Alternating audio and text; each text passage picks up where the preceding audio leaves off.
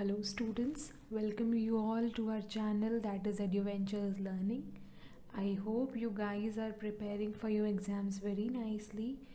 We here talking about the chapter 9 of NCERT CBSE books, that is Heredity and Evolution. Today in the further content we will discuss about the father of inheritance, the person who is well known for his work in the field of heredity and who taught us about the theories related to inheritance. We have already discussed about what is heredity and how does it work for us. Today, the father of inheritance, Mr. Gregor Johann Mendel, who was born in 1822 and died in 1884. During all his life, he contributed towards his theory that was heredity and inheritance. Mendel was born on July 22 at Hinzendorf in Austria. The person Gregor Johann Mendel, जिन्होंने father of inheritance के नाम से भी हम लोग जानते हैं, जिन्होंने इनहेरिटेंस और हेरिडिटी के बारे में हमें सारी चीज़ें बताई, काफ़ी सारे थ्योरीज दिए, बहुत सारे एक्सपेरिमेंट्स किए, जिनकी वजह से उनका नाम फादर ऑफ इनहेरिटेंस रखा गया. उनका बर्थ 22 जुलाई ऑस्ट्रिया में हुआ था. Mendel worked in Augustinian monastery as a monk. Augustinian monastery में वो एज अ मॉन्क भी वर्क कर चुके थे. In 1856 to 1857, he started his historical experiments of heredity on garden pea plant. Garden pea plant में उनका जितना भी एक्सपेरिमेंट्स था रिगार्डिंग हेरिडिटी और इनहेरिटेंस, उन्होंने गार्डन पी प्लांट्स पे एक्सपेरिमेंट अपना ट्राई किया था. Garden pea plants, you must be knowing about the green peas which is very much popular in winter season. We like eating that. His experiment continued on pea plant till 1865. Started in 1856, ended in 1865. It almost took him 8-9 years to complete his experiment. The result of his experiments were published in Science Journal, which was in German language. उनका जितना experiments था वो science journal में भी print हुआ था, publish हुआ था, जो कि जर्मन लैंग्वेज में था. He died in 1884 due to kidney diseases without getting any credit of his work. उन्होंने जितना भी वर्क किया था अपने लाइफ स्पैन में, जितने एक्सपेरिमेंट्स किए थे, जितने थ्योरीज दिए थे रिगार्डिंग हेरिडिटी और इनहेरिटेंस, उसका कोई भी क्रेडिट उनके वर्क को नहीं मिला था till the day he died. उनकी डेथ किडनी डिसीज़ की वजह से हुई थी. After 16 years of Mendel's death, लेकिन मेंडल के 16 ईयर्स हो गए थे जब उनके डेथ को. इन 1900 मेंडल्स पोस्ट्यूलेट्स वर डिस्कवर्ड. उनका पोस्ट्यूलेट्स डिस्कवर किया गया. Mendel's experiment remain hidden for 34 years. उनका जो एक्सपेरिमेंट था वो 34 ईयर्स के लिए हिडन ही रहा, क्योंकि उसे कोई रिकॉग्निशन मिली ही नहीं. This was the great man Mendel, Gregor Johann Mendel. He selected garden pea plant for his experiments for the following reasons. ऐसे बहुत सारे प्लांट्स हैं, ट्रीज़ हैं, जिनको वो कंसिडर कर सकते थे फॉर हिज एक्सपेरिमेंट्स, पर उन्होंने सिर्फ और सिर्फ ग्रीन पी प्लांट को ही कंसिडर किया. ऐसा क्यों? क्योंकि it was easy to grow. It was easy to grow. Number 1, जो ग्रीन पी प्लांट्स होते हैं वो बहुत ईजी टू ग्रो होते हैं, क्लाइंबर्स होता है, इनका नेचर जो होता है वो क्लाइंबर ट्री का होता है, और ये बहुत ही ईजीली किसी भी कंडीशन में ग्रो कर सकते हैं. It had short life cycle. इनका लाइफ साइकिल बहुत शॉर्ट होता है, जिसकी वजह से ये पॉसिबल होता है कि वो नंबर ऑफ जनरेशन्स पढ़ सकें. लाइक अगर वो चाहते तो वो ह्यूमन बीइंग्स पे भी अपना एक्सपेरिमेंट कर सकते थे इनहेरिटेंस जानने के लिए, क्योंकि एक्चुअली ये स्टडी तो उसी से रिलेटेड थी, हमारे बारे में जानने के लिए ही थी, ह्यूमन बीइंग्स का रिलेशन जानने के लिए ही थी. पर हमारे बारे में वो इसलिए नहीं कर सकते थे, हमें एज एन एग्जाम्पल वो इसलिए नहीं ले सकते थे अपने एक्सपेरिमेंट का, क्योंकि हमारी जो लाइफ साइकिल है वो काफ़ी लंबी होती है. सपोज़ आप वो उन्होंने एक ह्यूमन बीइंग को लिया होता अगर, और उनकी लाइफ स्पैन जो थी जिस पर्सन की, उन्होंने लिया था उसकी अगर 80 ईयर्स की होती तो 80 ईयर्स, फिर उसके बाद उसके बेटा, फिर उसका बेटा, और हर किसी का लाइफ स्पैन कुछ उतना ही रहेगा, ऑलमोस्ट 60-65 ईयर्स का लाइफ स्पैन तो रहेगा ही। तो ये पॉसिबल नहीं होता ग्रेगोर के लिए कि जितने दिन वो अलाइव थे उतने दिनों में वो बहुत सारे जनरेशन्स को स्टडी कर पाएँ। बहुत ज़्यादा भी होता अगर वो नोटिस करते भी तो 3 to 4 जनरेशन्स कर पाते, उससे ज़्यादा नहीं। इसीलिए उन्होंने ऐसा एक प्लांट लिया जिसका लाइफ साइकिल बहुत छोटा होता हो, जिसमें बहुत सारे वेरिएशंस होते हों, और इसी वजह से उन्होंने प्लांट लिया ताकि वो नंबर ऑफ जनरेशन्स को स्टडी कर सकें। It had 7 pairs of contrasting characters, और सबसे प्लस पॉइंट इसकी ये कि जैसे ह्यूमन बीइंग्स में ऑलमोस्ट 100 पेयर्स होते हैं जो कॉन्ट्रास्टिंग होते हैं, 100 कैरेक्टरिस्टिक्स होते हैं ह्यूमन बीइंग्स के, वो हर तरीके से होते हैं, लाइक फिज़िकली, मेंटली, इमोशनली, बहुत सारे तरीक़ों से। ऑलमोस्ट 100 कैरेक्टरिस्टिक्स ऐसे होते हैं ह्यूमन बीइंग्स में जो कि कॉन्ट्रास्टिंग होते हैं। तो उससे रिलेटेड उन्होंने 7 पेयर्स देखा, एक ऐसा प्लांट जिसमें 7 पेयर्स थे जो कि कॉन्ट्रास्टिंग कैरेक्टर्स थे। रीडिस्कवरी ऑफ 3 साइंटिस्ट्स इंडिपेंडेंटली, ऐसे कौन कौन से साइंटिस्ट थे जिन्होंने और भी चीज़ों को लेकर के अपने अपने डिस्कवरीज करने की कोशिश किए थे, अपने अपनी थ्योरीज देने की कोशिश की थी। उनमें से 3 साइंटिस्ट ऐसे थे जो तीनों ने अलग अलग तरीके के प्लांट्स लिए थे, जैसे कि Carl Correns, who was belonging to Germany, वो जर्मनी के एक साइंटिस्ट थे, और उन्होंने मेज़ पे अपना एक्सपेरिमेंट किया था। मेज़ you must be knowing about, मकई जिससे पॉपकॉर्न्स बनते हैं, दैट इज़ मेज़। नंबर 2 वॉज ह्यूगो डोवेरीज, जो कि होलैंड के साइंटिस्ट थे। उन्होंने इवनिंग प्राइम रोज़ को अपना कंसिडर लिया था अपने एक्सपेरिमेंट के लिए। And number 3 was Erich von, जो कि ऑस्ट्रेलिया के साइंटिस्ट थे, और उन्होंने different kinds of flowering plants लिए थे। फ्लावरिंग प्लांट्स के जनरेशन्स के बारे में हमने असेक्सुअल रिप्रोडक्शन में काफ़ी अच्छे डिटेल में स्टडी किया है। You can go through that video if you prefer to. Now what are character and what are traits? As you know कि हेरिडिटी और इनहेरिटेंस का मतलब हमारा डायरेक्ट रिलेशन कैरेक्टर और ट्रेट से होता है।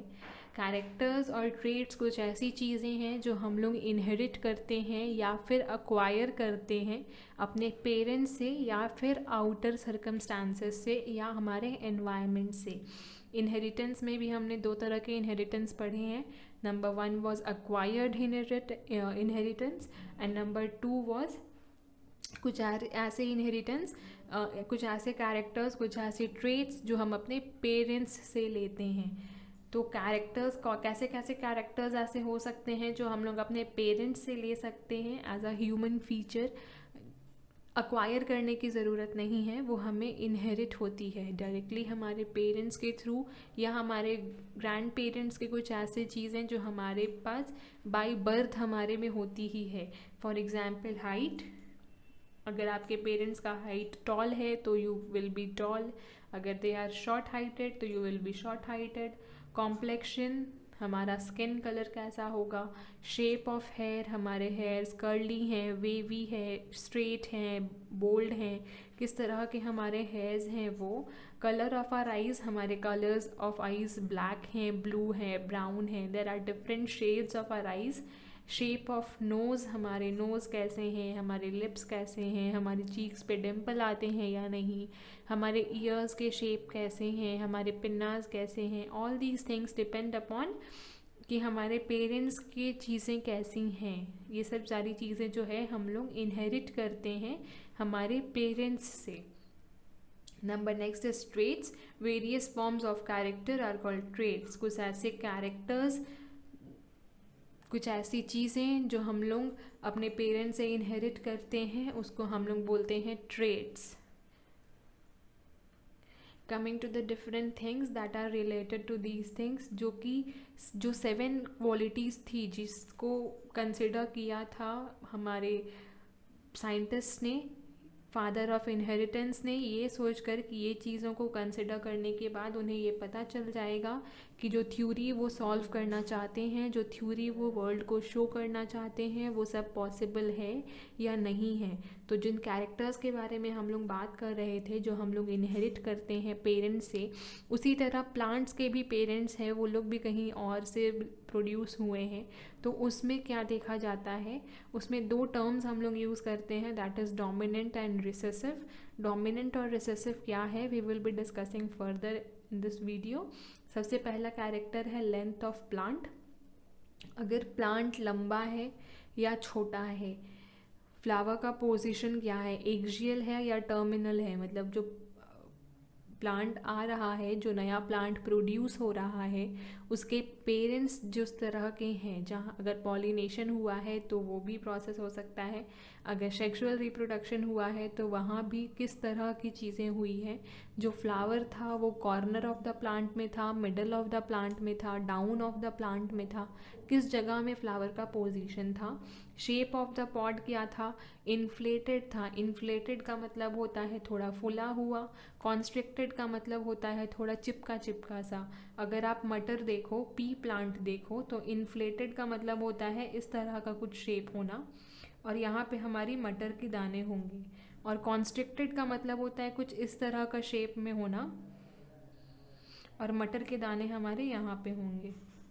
तो इसको हम लोग बोलते हैं कॉन्स्ट्रिक्टेड, इसको हम लोग बोलते हैं इन्फ्लेटेड, थोड़ा फुला हुआ। कलर ऑफ पॉड, अगर आप ग्रीन पी प्लांट देखो तो उसके जो पॉड्स के कलर होते हैं, जहाँ से ये इस तरह के होते हैं पॉड्स, और यहाँ से फिर हमारा मटर निकला हुआ होता है, तो ये जो पॉड का कलर है वो ग्रीन कलर का है या येलो कलर का है, ये भी डिपेंडेंट है, ये भी एक कैरेक्टर है जो कि वेरिएंट है इन पी प्लांट्स।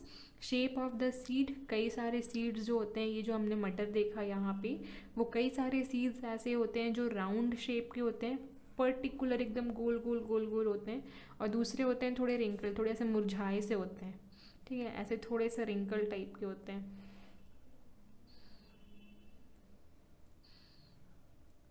तो that is wrinkled. Colour of cotyledon, cotyledon का कलर कैसा है, येलो है या ग्रीन है। कलर ऑफ द फ्लावर कैसा है, अब ऑफकोर्स कहीं पे भी जो फ्रूट या फिर जो वेजिटेबल आती है किसी भी प्लांट में, उसके पहले आता है उसका फ्लावर।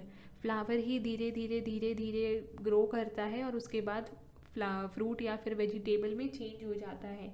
तो जो फ्लावर आया उसका कलर कैसा होगा, वायलेट होगा या फिर वाइट होगा, वो भी डिपेंड करता है उसके पेरेंट्स पे या फिर उस प्लांट के क्वालिटीज़ पे। The next is Mendel's P plant, जो वो पी प्लांट लिए थे उसके जो हमने अभी बात की है, किस तरह की चीज़ों को वो कंसिडर किए थे। सीड का shape as you can see round है या फिर रिंकल्ड है, राइट। सीड का कलर येलो है या ग्रीन है। सीड कोट कैसा है, कॉटिलेडन कैसा है, कलर्ड है या फिर वाइट है। पॉड का शेप कैसा है, फुल है या पिंच्ड है। पॉड का कलर कैसा है, ग्रीन है या येलो है। ये सारी जितनी क्वालिटीज़ हैं, ये सारी हैं डोमिनेंट, और नीचे वाली हैं रिसेसिव, ये सारी हैं डोमिनेंट और ये सारी हैं रिसेसिव। डोमिनेंट का मतलब होता है ऐसी चीज़ें जो दूसरों पे हावी हो सकती है, दूसरों को नीचे डाउन कर सकती है और अपना ज़्यादा शोकेस कर सकती हैं, जो क्वालिटीज़ जो कैरेक्टर्स ज़्यादा शोकेस हो सकती हैं इन न्यू ऑफस्प्रिंग्स और न्यू प्लांट्स, उसको हम लोग बोलते हैं डोमिनेंट। और ये कुछ ऐसे कैरेक्टर्स जो कि डाउन पड़ जाते हैं, धीमे पड़ जाते हैं, थोड़े उतने ज़्यादा उभर कर नहीं आ पाते हैं, उनको हम लोग बोलते हैं रिसेसिव। इसका एग्जाम्पल्स भी हम लोग देखेंगे। कुछ ऐसे प्लांट्स जिसके फ्लावर साइड्स में आते हैं एज आई सेड बिफोर, या फिर ऐसे प्लांट्स जिसके सिर्फ एंड में आते हैं। ये प्लांट के एंड में है और यहाँ पे अगर आए होते तो वो साइड में रहते। कुछ ऐसे स्टेम्स जो लॉन्ग होते हैं, कुछ ऐसे प्लांट्स जो लॉन्ग होते हैं, कुछ ऐसे प्लांट्स जो शॉर्ट होते हैं। शॉर्ट होना रिसेसिव है, लॉन्ग होना डोमिनेंट है। साइड में फ्लावर्स आने is dominant, end of the plant में फ्लावर आना इज रिसेसिव। पॉड का कलर ग्रीन होना इज डोमिनेंट, पॉड का कलर येलो होना इज रिसेसिव। पॉड का शेप जो हमने कहा था अभी, कॉन्ट्रास्टेड होते हैं या फिर पिंच्ड होते हैं। तो जो पिंच्ड होते हैं, जो फूले हुए होते हैं, या फिर जो दबे हुए होते हैं, अगर फूले हुए हैं, पूरे स्वेल्ड हैं, तो उसको हम लोग डोमिनेंट के अंडर कंसिडर करते हैं, और अगर पिंच्ड हैं तो रिसेसिव के अंडर कंसिडर करते हैं।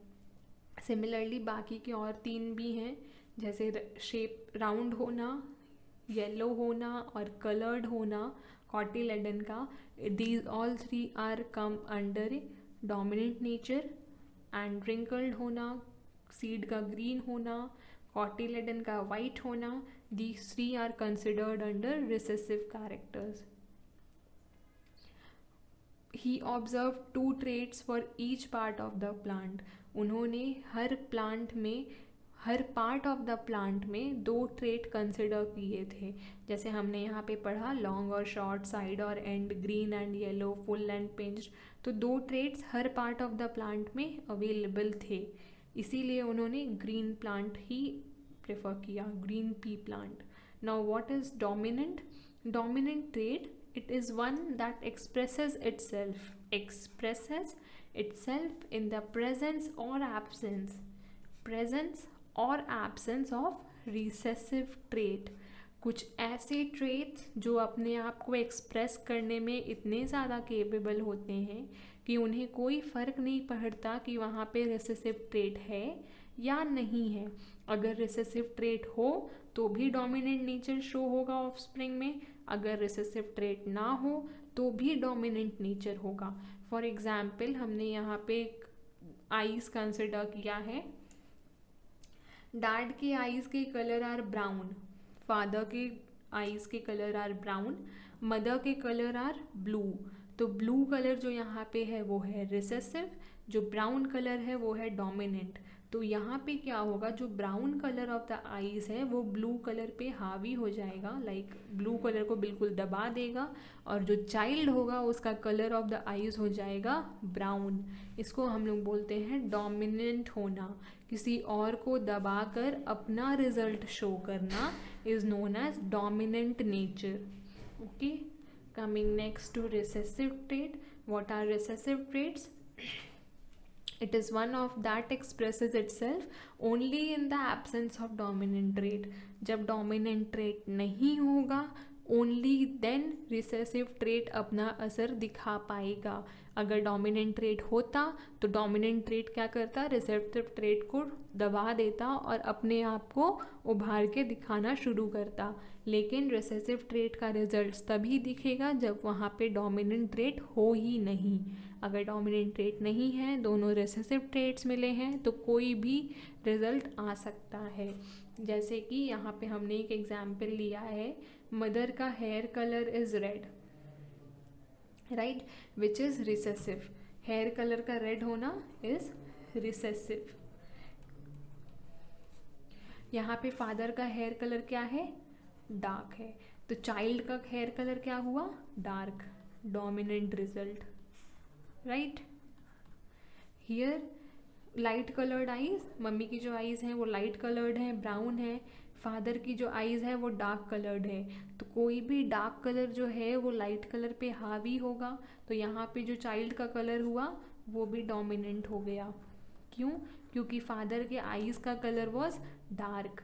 फादर के आईज के कलर डार्क होने के कारण, डोमिनेंट होने के कारण, चाइल्ड का आई का कलर भी डोमिनेंट ही है, मतलब डार्क ही है।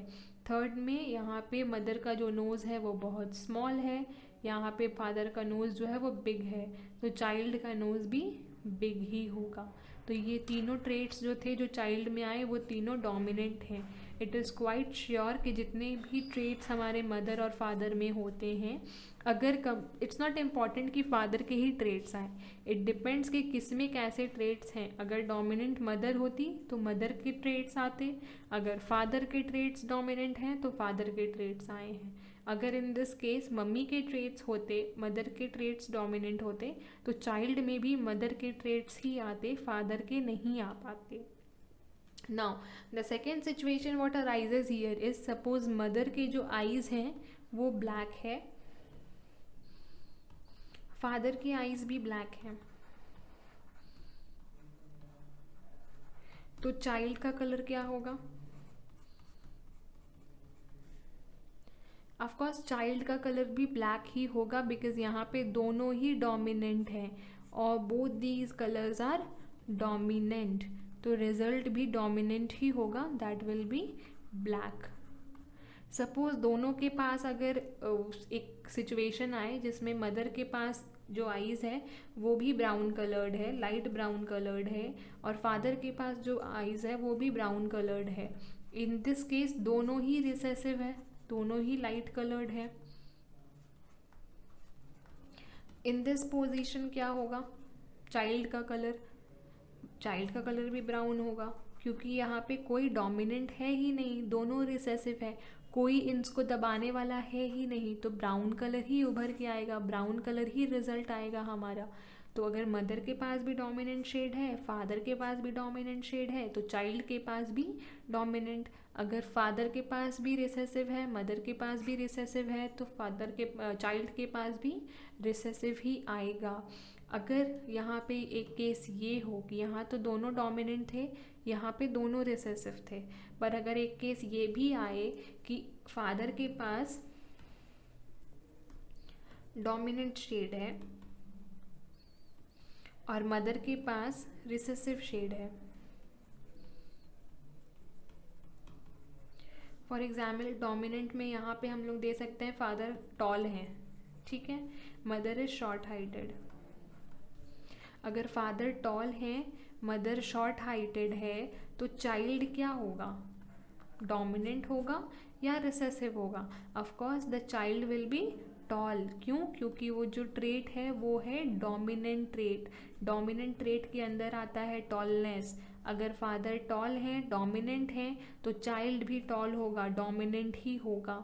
ये क्वाइट ऑब्वियस है। 90% इनका जो थ्योरीज है वो हमने देखा है कि हमारे जितने भी वर्क शेड्यूल्स रहे हैं, जितने भी थ्योरीज रहे हैं, वो इसी चीज़ को लेकर कैरी फॉरवर्ड करते हैं। जितने भी चाइल्ड जिनके मदर और फादर का डोमिनेंट और रेसेसिव टाइप के ट्रेट्स हैं, उसमें ये मोस्टली देखा गया है कि ऑफस्प्रिंग्स में, चाइल्ड्स में, प्रोगनी में जितने भी ट्रेट्स अक्वायर हुए हैं, जितने भी ट्रेट्स इनहेरिट हुए हैं, वो सारे डोमिनेंट ही रहे हैं। तो डोमिनेंट का मतलब और रिसेसिव का ट्रेट्स का मतलब आई गेस अभी क्लियर है। क्या होते हैं डोमिनेंट ट्रेट्स, क्या होते हैं रिसेसिव ट्रेट्स, और ये कैसे डिसाइड होता है, of course in a natural way. ये कैसे डिसाइड होता है कि जो फादर के क्वालिटीज़ हैं और जो मदर के क्वालिटीज़ हैं उसमें से कौन सी ऐसी चीज़ें होंगी जो चाइल्ड में इनहेरिट होंगी बाय बर्थ। अक्वायर्ड ट्रेट्स का तो यहाँ पे रोल ही नहीं है, क्योंकि अक्वायर्ड ट्रेट्स तो generation to generation carry forward होती ही नहीं है। इनहेरिटेंस होती है, लेकिन वो भी डिपेंड करती है कि जो ट्रेट्स हैं वो डोमिनेंट हैं या फिर रिसेसिव हैं। मोस्ट ऑफ द केसेस में डोमिनेंट ट्रेट्स की ही जीत होती है। आई मीन डोमिनेंट ट्रेट्स ही ऐसे होते हैं जो चाइल्ड में, जो प्रोगनी में, जो ऑफस्प्रिंग्स में अक्वायर हो पाते हैं, इनहेरिटेंट हो पाते हैं। In the next video, we will be discussing further about this topic. Till then, if you are not like having doubts in this video or in the previous topic, that was introduction and types of heredity, you can go through the video. I will include the link in the description box. You can watch that video as well. Clear this chapter heredity, especially the heredity part, because it is very much important for CBSE board patterns students. And the ones who are in ICSE board and watching this video, then the evolution part is involved in your subject. Evolution in humans is very important topic that is included after cutting the syllabus as well. So you can go through all these videos and have the benefits of it. Thank you for watching.